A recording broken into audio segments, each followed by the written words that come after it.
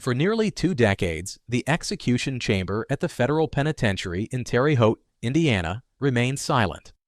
The gurney untouched, the 4 lines dry, the final words of condemned prisoners lost to history, until one president changed everything.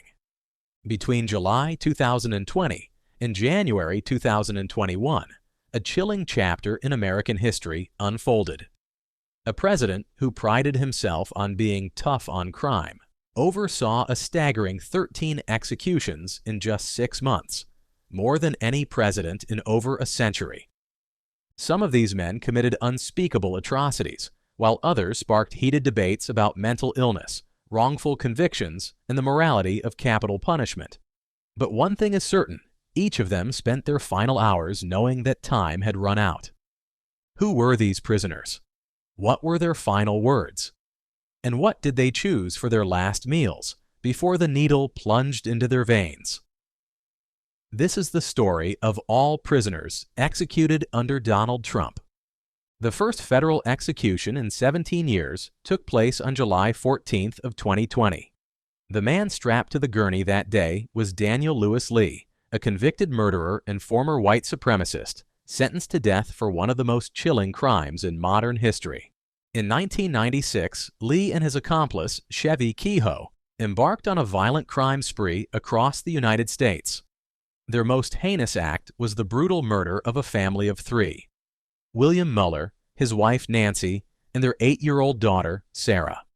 The victims were tortured, suffocated with plastic bags, and thrown into an Arkansas river, all in a twisted scheme to fund a white supremacist movement.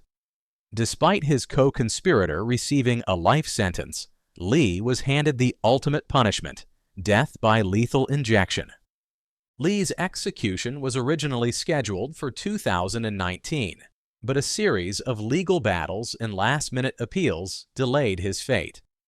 Even on the day of his execution, his victim's family fought for a stay, arguing that traveling during the COVID-19 pandemic posed a health risk. But in the end, the courts rejected the pleas, and Lee was taken to the execution chamber. On the morning of his execution, Daniel Lewis Lee declined a special last meal, opting instead for the standard prison food. With only minutes left to live, he was secured to the gurney, IV lines inserted into his arms, and the lethal cocktail of pentobarbital began to flow. In his final moments, Lee turned to the witnesses and spoke his last words in a calm, unwavering voice. "I didn't do it. You're killing an innocent man." At exactly 8:07 a.m., Daniel Lewis Lee was pronounced dead. His execution marked the beginning of a federal death penalty spree, one that would claim 12 more lives before Trump left office. On July 16th in 2020, just 2 days after the first federal execution in 17 years, the U.S. government carried out its second execution under the Trump administration. The man strapped to the gurney that morning was Wesley Ira Perky, a convicted murderer responsible for crimes so horrific they shook the nation. Perky's crimes were brutal. In 1998, he kidnapped, raped, and murdered 16-year-old Jennifer Long in Kansas City. He later dismembered her body with a chainsaw, burned the remains, and dumped them in a septic pond. But that wasn't his only crime. He was also convicted of beating an 80-year-old woman to death with a hammer. His violent past left no doubt about his guilt, yet his execution was one of the most legally contested in recent history. Perky's lawyers fought until the last second, arguing that he suffered from schizophrenia and dementia, making him mentally incompetent for execution. They claimed he was delusional and didn't even understand why he was being put to death. But the courts dismissed these appeals, and in the early hours of July 16, 2020, he was escorted to the federal execution chamber in Terre Haute, Indiana. At 8 a.m., Wesley Ira Perky was strapped to the gurney, his arms secured, the lethal injection ready. When asked for his final words, he spoke softly. "I deeply regret the pain and suffering I caused to Jennifer's family. I am truly sorry." As the drugs entered his system, Perky's body trembled slightly. Witnesses reported his eyes fluttering and his lips moving, as if he were trying to say more. Within minutes, his breathing slowed, and at 8:19 a.m., he was pronounced dead.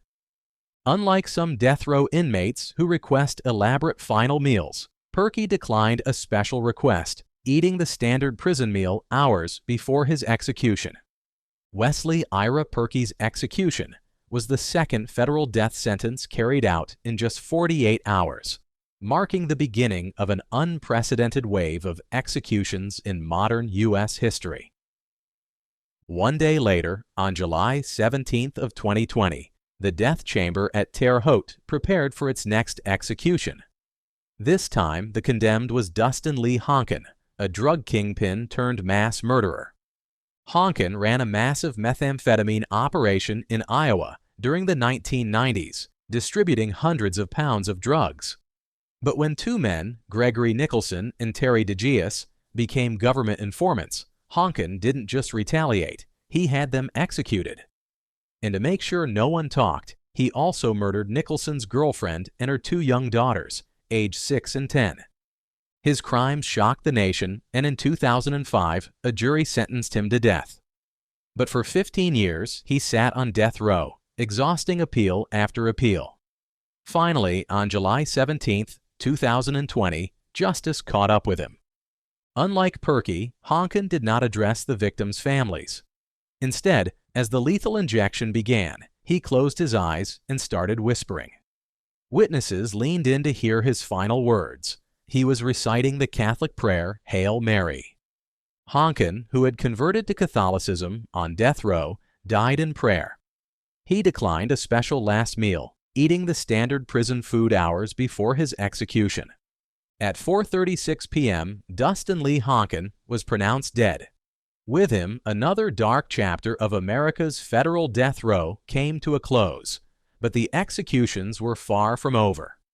On August 26, 2020, the U.S. government carried out its fourth federal execution under the Trump administration.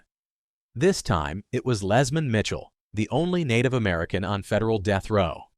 His case sparked national controversy, as the Navajo Nation opposed his execution, but federal law ultimately sealed his fate. Mitchell's crimes were especially gruesome. In 2001, he and an accomplice carjacked a 63-year-old Navajo woman, Alice Slim, and her 9-year-old granddaughter, Tiffany Lee. The two forced the victims to drive into a remote area before stabbing Slim 33 times, killing her. But what came next was even more horrifying. They forced the terrified 9-year-old to sit next to her grandmother's bloody corpse before slitting her throat twice and crushing her head with rocks. They then dismembered the bodies and burned the evidence. The brutal double murder sent shockwaves through the Navajo community. Mitchell's legal team fought hard to halt his execution, arguing that tribal sovereignty was ignored and that the Navajo Nation never consented to the death penalty. But his crimes were charged under the Federal Carjacking Act, which allowed the U.S. government to seek capital punishment, even over tribal objections. After nearly 2 decades of appeals, Mitchell's execution date was set. At 6 p.m., Mitchell was strapped to the execution gurney at the Terre Haute Federal Prison in Indiana. Witnesses, including members of the victim's family, watched through the glass. When asked for his final words, Mitchell refused to address the court or his victim's loved ones. Instead, he simply remained silent.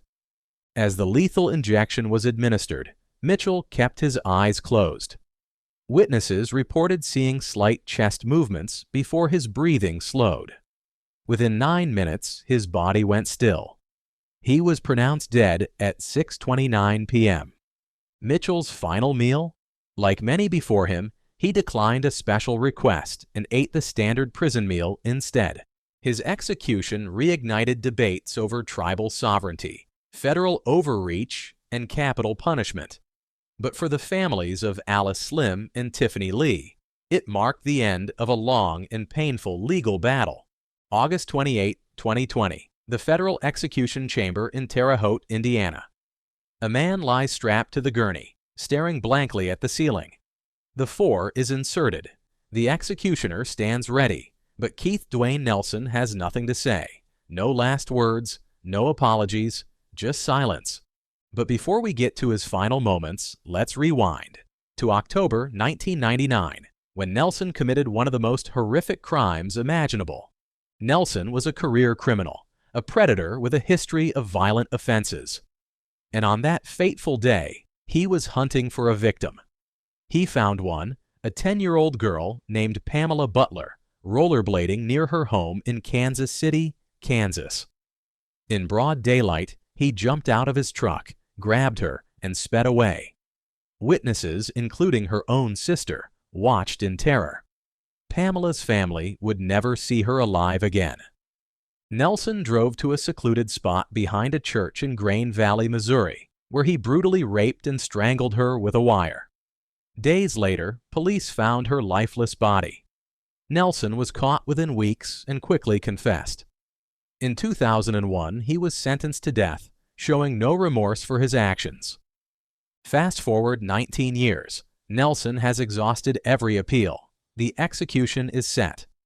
August 28, 2020. 4:32 p.m., the lethal injection begins. Unlike others before him, Nelson refuses to give any final words.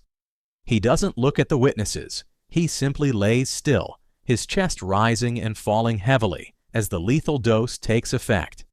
Minutes pass. His breathing slows, then stops. At 4:38 p.m., Keith Dwayne Nelson is pronounced dead. A killer who showed no remorse even in his final moments. As for his final meal, like his final words, there was nothing special about it. Nelson declined a special request and was given the standard prison meal, a final act of indifference from a man who had stolen so much. For Pamela's mother, Cherry West, the execution brought a small sense of justice, but no closure.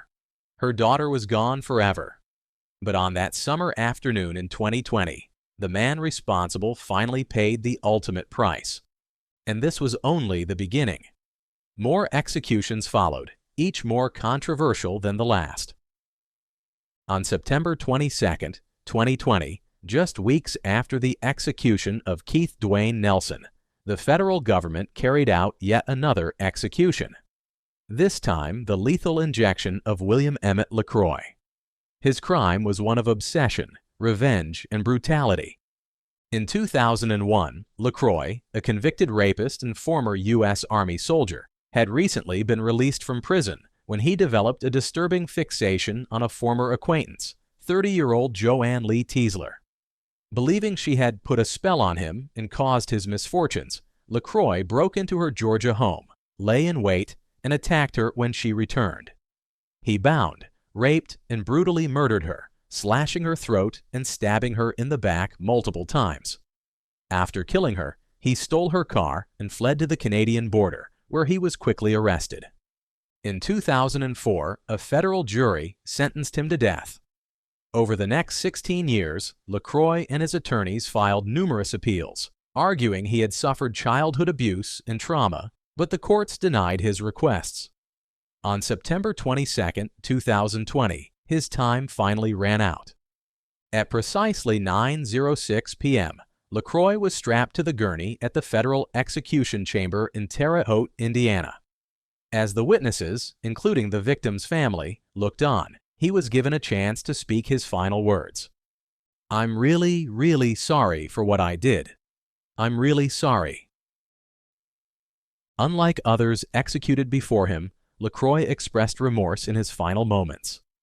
However, for Joanne Lee Teasler's family, no amount of apology could undo the pain he had caused. As the pentobarbital was administered, LaCroix took deep breaths, blinked rapidly, then fell still. He was pronounced dead at 9:06 p.m., just 10 minutes later. And his final meal. Hours before his execution, LaCroix requested a feast of steak, fried shrimp, French fries, a soda, and a slice of cheesecake. For the victim's loved ones, the execution of William Emmett LaCroix marked the end of a long chapter of pain. But for opponents of capital punishment, it was yet another controversial case in America's return to federal executions. September 24, 2020, inside the federal execution chamber in Terre Haute, Indiana. A man lies strapped to the gurney, staring up at the ceiling. In just moments, he will become the 7th person to be federally executed under the Trump administration. But before the lethal injection is administered, he takes one last breath and speaks his final words. Christopher Andre Villalba's journey to this moment began more than 2 decades earlier, when he and his accomplices committed a cold-blooded double murder. It was 1999 when Villalba, just 19 years old, led a gang of teenagers in a brutal carjacking that ended in murder. The victims, Todd and Stacey Bagley, a devout Christian couple from Iowa, were traveling through Texas when they agreed to give a stranded teenager a ride. It was a fatal mistake. Well, today we are also learning the final words of William Emmett LaCroix. LaCroix was executed on Tuesday at the Terre Haute Federal Penitentiary. In 2001, he was convicted of raping and killing nurse Joanne Lee Tiesler. During his execution, Sister Barbara Batista with Sisters of Providence served as a minister of record. She says she received a letter with LaCroix's last words a day after his death. This is what some of that letter said. As Arnaud Desjardins put it, the law commands us to do what we would do naturally if we only had love. The way consists of finding that love, which becomes the law. That is our goal, my final destination. LaCroix quoted authors and philosophers throughout his letter. Villalba and his group forced the couple into the trunk of their own car, holding them captive for hours as they attempted to withdraw money from their bank accounts. Throughout their captivity, the Bagleys prayed for their attackers, even asking God to forgive them. But forgiveness never came.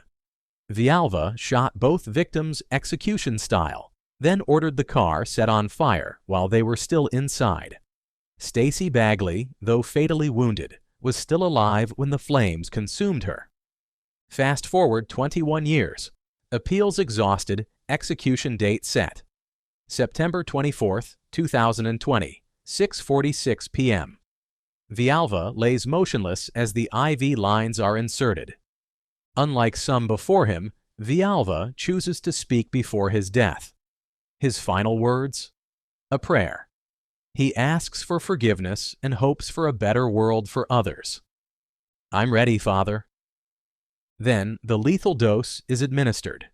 His body jerks slightly, his breathing slows, his lips turn blue. At 6:46 p.m., Christopher Andre Villalba is pronounced dead. As for his last meal, like many before him, Villalba declined a special request. Instead, he ate the standard prison meal, a final act of quiet resignation.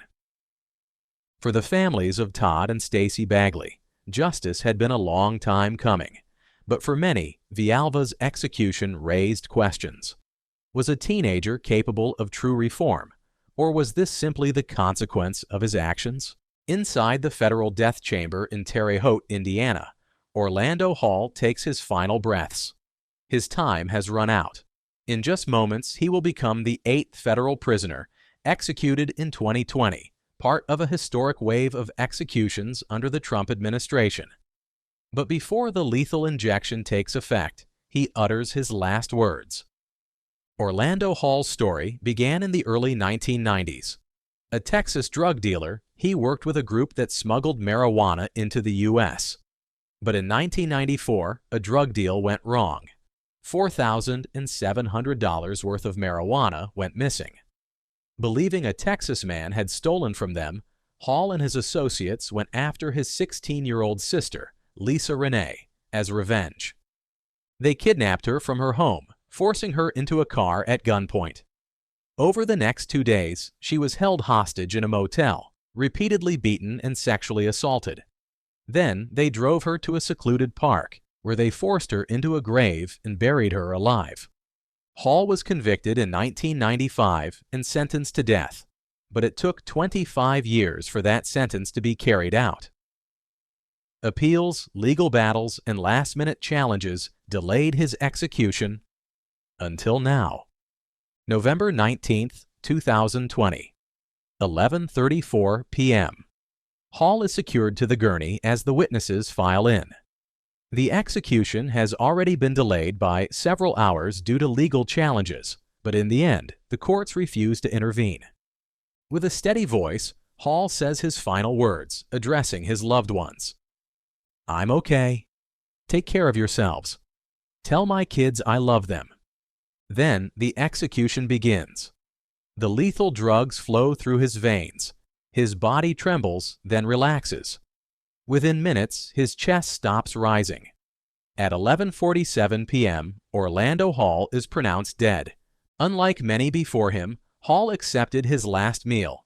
He chose 2 cheeseburgers, fries, lasagna, a beef taco, and a Dr. Pepper, a final indulgence before his fate was sealed.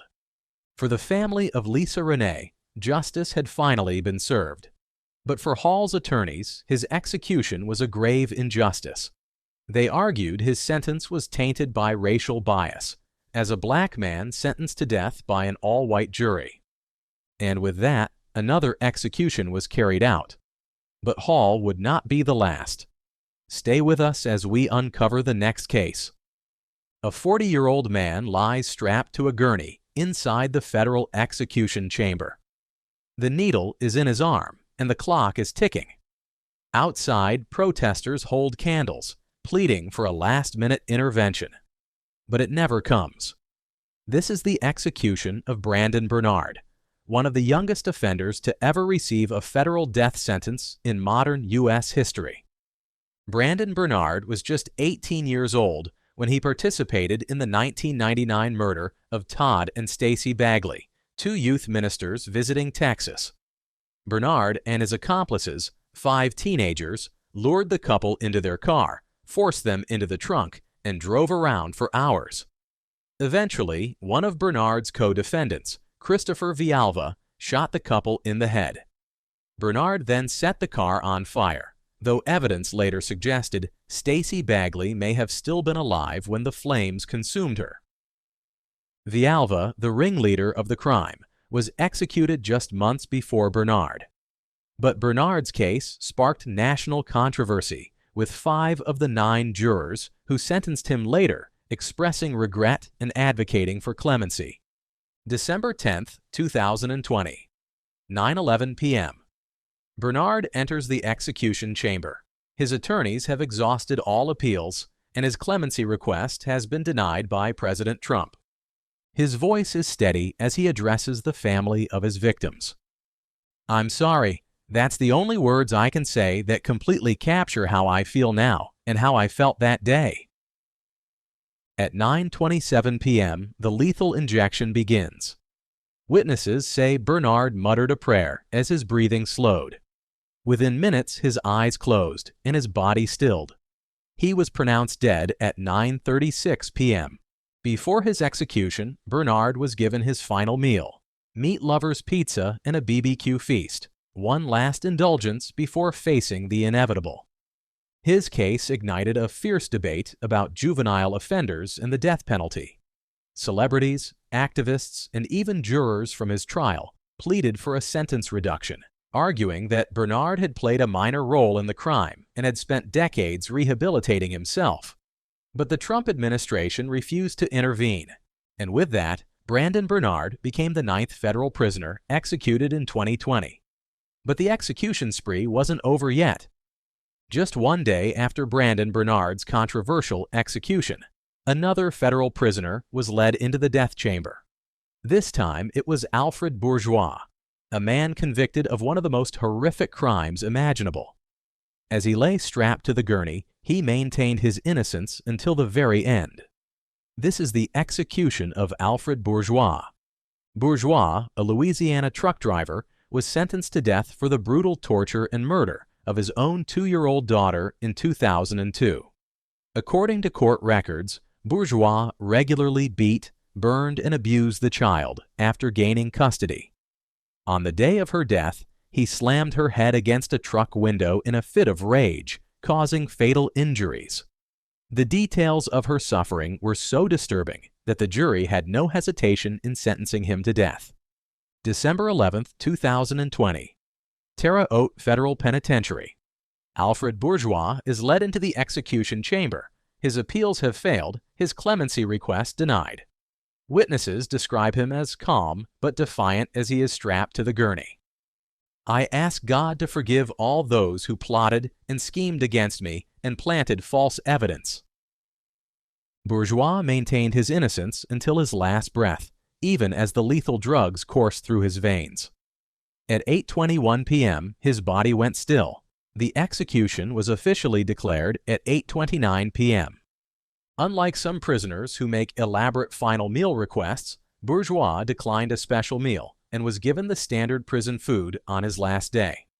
His execution, like many others in 2020, sparked debate. His lawyers argued he was intellectually disabled and should have been protected from capital punishment. But the courts disagreed, and the Trump administration carried out his sentence without hesitation. With Bourgeois' death, the federal execution spree continued, and there were still more to come. In the early hours of January 13, 2021, history was made, but not without controversy. Lisa Montgomery became the first woman executed by the federal government in nearly 70 years. But her case was different from the others. Attorneys, mental health experts, and even former prosecutors argued she should never have been put to death. Yet, despite last-minute appeals and public outcry, the Trump administration carried out the execution. This is the case of Lisa Montgomery. In 2004, Lisa Montgomery committed an act so horrifying it stunned the country. She strangled a pregnant woman, Bobby Jo Stinnett, and cut the baby from her womb. She then attempted to pass the newborn off as her own before being caught the next day. Prosecutors described her as cold and calculating, but her defense argued she was a severely mentally ill woman, suffering from extreme childhood abuse and psychosis. Lisa Montgomery has been executed at the federal prison complex in Terre Haute overnight. As we reported yesterday, she was granted a last-minute stay to evaluate her mental health, but that was overturned. The Associated Press reporting the 52-year-old was pronounced dead at 1:31 a.m. after receiving a lethal injection. This is the first time in nearly 7 decades that the U.S. government has put a female inmate to death. As her execution date approached, her lawyers fought desperately to save her life. They argued she was not mentally competent, citing years of sexual and physical abuse that left her with brain damage and psychotic disorders. The courts disagreed, and her execution moved forward. At 1:31 a.m., she was led into the execution chamber. Unlike others before her, Lisa Montgomery had no final words. Witnesses described her as silent and motionless as she lay strapped to the gurney. The executioner began the lethal injection process, and after a few final gasps, Montgomery was pronounced dead at 1:31 a.m. On her last day, Montgomery was given a final meal request, and she chose fried chicken, potatoes, and soda, a simple choice before facing her fate. Lisa Montgomery's execution remains one of the most controversial in U.S. history. Mental health advocates condemned it, arguing that the government executed a woman who had long lost her grip on reality. But for Bobby Jo Stinnett's family, justice was served. With Montgomery's death, the Trump administration's federal execution spree was nearly over. But one more execution remained. Stay with us as we explore the final case. On the night of January 14, 2021, the federal government carried out another execution, one of the last under President Donald Trump's administration.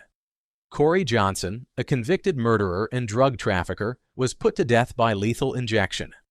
His crimes were brutal, his execution was controversial, and his final words? They would leave a lasting impact. This is the case of Corey Johnson. Corey Johnson was a member of a violent drug gang in Richmond, Virginia in the late 1980s. He was convicted of killing 7 people in 1992, executing rivals and innocent bystanders alike in a wave of brutal violence. His gang, known as the Newtown Crew, was responsible for flooding Richmond with crack cocaine, leaving a trail of death in their wake. But even as his execution date approached, Johnson's lawyers fought to spare his life, arguing that he had an intellectual disability that should have exempted him from the death penalty. Despite legal challenges, his fate was sealed. At 8:11 p.m., Corey Johnson was strapped to the gurney in the federal execution chamber. As the executioners prepared the lethal injection, he lifted his head, looked around, and uttered his final words. "I am innocent. I did not kill 7 people." His breathing became labored as the pentobarbital took effect. He gasped for air, struggled for several minutes, and was finally pronounced dead at 11:34 p.m. Witnesses later reported that his execution appeared prolonged and painful, leading to further debate about the use of lethal injection. Hours before his execution, Corey Johnson enjoyed a lavish final meal. His request: fried chicken, French fries, and a strawberry shake, a meal that, for a moment, offered a brief return to normalcy before his final moments. Corey Johnson's execution reignited debates over mental disability in capital punishment cases. But for the families of his victims, the execution was a long overdue justice for the lives he took. With his death, the Trump administration's federal execution spree was nearing its end. But one final case remained. Stay with us as we cover the last execution under Donald Trump's presidency. In the early hours of January 16, 2021, the United States carried out its 13th and final federal execution under President Donald Trump's administration. Dustin John Higgs, convicted for his role in the 1996 abduction and murder of 3 women, was put to death by lethal injection. His execution was shrouded in controversy, not only because of lingering doubts about his role in the murders, but also because of the historical significance of his case. He would become the last federal prisoner executed before the administration changed hands. On January 26, 1996, Dustin Higgs and 2 friends lured 3 young women, Tangi Jackson, Tamika Black, and Mishan Chin, into a car after a night of partying in Maryland. What started as a night out turned deadly when the women were driven to a secluded area in a wildlife refuge. There, they were ordered out of the car and shot execution style. The shooter, not Higgs, but his co-defendant Willis Haynes, who later received a life sentence, while Higgs was sentenced to death for orchestrating the killings. For years, Higgs and his attorneys fought for clemency, arguing that it was unjust for him to face execution while the actual shooter was spared. But despite the legal battles and last-minute appeals, his fate was sealed. After more than 7 hours of delays due to appeals up to the Supreme Court, Dustin John Higgs died by lethal injection at 1:23 a.m. at the Terre Haute Federal Prison. Just before 1:23 a.m., Dustin Higgs was strapped to the gurney in the execution chamber. When asked if he had any last words, he proclaimed his innocence and said, "I am an innocent man." Witnesses described his demeanor as calm, his voice steady. Moments later, the lethal injection was administered. Higgs gasped for air, shook slightly, and then fell silent. At 1:27 a.m., he was officially pronounced dead. With his execution, the Trump administration's unprecedented 6-month execution spree came to an end. Hours before his death, Higgs was given his last meal. His choice: bone-in chicken wings, French fries, a Big Mac, a chocolate shake, and a bottle of Dr. Pepper. It was a decadent final request, in stark contrast to the cold, sterile environment of the execution chamber. The execution of Dustin John Higgs left many questions unanswered. Was he truly the mastermind of the murders, or was he sentenced unfairly? Critics pointed out the racial disparities in capital punishment, as well as the historical rarity of a federal execution spree of this magnitude. But with Higgs's death, the chapter of Trump's execution legacy was closed. And just like that, an era of unprecedented federal executions came to a close. Between July 2020 and January 2021, the Trump administration shattered modern records, carrying out more federal executions in 6 months than the previous 56 years combined. It was a final push before a new administration took over, one that would reinstate a moratorium on federal executions, effectively putting the death chamber at Terre Haute into silence once again. In just 6 months, Trump's administration executed more prisoners than any former president. These executions sparked heated debates about the death penalty, justice, and presidential power. Some argued these executions were long overdue justice, while others claimed they were politically motivated. But beyond the numbers and the political debates, this was a story of real lives lost on both sides of the execution chamber. The victims and their families who suffered unimaginable pain, and the condemned prisoners, many of whom went to their deaths still proclaiming their innocence or seeking redemption. The sheer speed of these executions raised questions that will be debated for years to come. Was justice truly served? Or was this a rushed, politically driven spectacle? Since the final execution of Dustin John Higgs, the federal death penalty has remained in limbo. President Joe Biden placed an indefinite moratorium on executions, and while no new federal executions have been scheduled, the death penalty is still technically legal. So the question remains, will executions resume in the future, or will Higgs' death be the last federal execution in U.S. history? One thing is certain, this period of history will never be forgotten. Whether you believe justice was served or injustice was done, the federal execution spree of 2020 and 2021 was a turning point, one that forced the nation to confront the dark reality of capital punishment. Regardless of where you stand, these 13 executions will remain a defining chapter in American history. But we have to ask ourselves, was justice truly served? If you found this video interesting, be sure to like, comment, and subscribe for more deep dives into true crime, history, and justice in America. See you in the next one.